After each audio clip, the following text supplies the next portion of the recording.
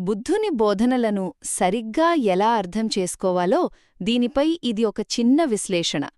అసలు మనం ఏదైనా చదివినప్పుడు దాన్ని ఉన్నది ఉన్నట్టుగా తీసుకోవాలా, లేక దాని వెనుక ఉన్న అసలు భావాన్ని గ్రహించాలా అని ఆలోచిస్తాం కదా.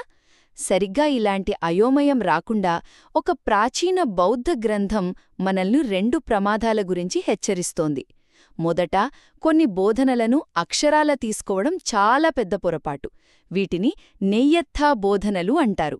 అంటే పైకి కనిపించే అర్థం వెనుక ఒక లోతైన సత్యం దాగి ఉంటుందన్నమాట.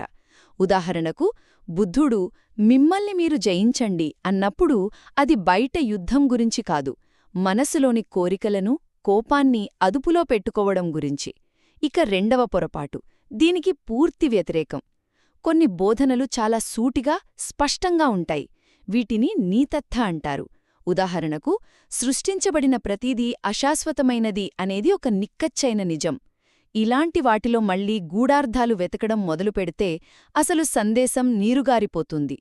చివరగా ఇక్కడే ఉంది అసలు విషయం. ఈ రెండింటినీ మనం తికమక చేస్తే మనం బుద్ధుని జ్ఞానానికి బదులుగా మన సొంత అభిప్రాయాలనే ప్రచారం చేసినట్టవుతుంది. ఇది ధర్మాన్ని తప్పుదారి పట్టించడంతో సమానం. ఒక్క మాటలో చెప్పాలంటే, పరోక్షంగా చెప్పినదాన్ని ప్రత్యక్షంగా, ప్రత్యక్షంగా చెప్పినదాన్ని పరోక్షంగా అర్థం చేసుకోవడం అంటే దారి చూపిస్తున్నామని చెప్పుకుంటూ మ్యాప్ను పోగొట్టుకోవడమే.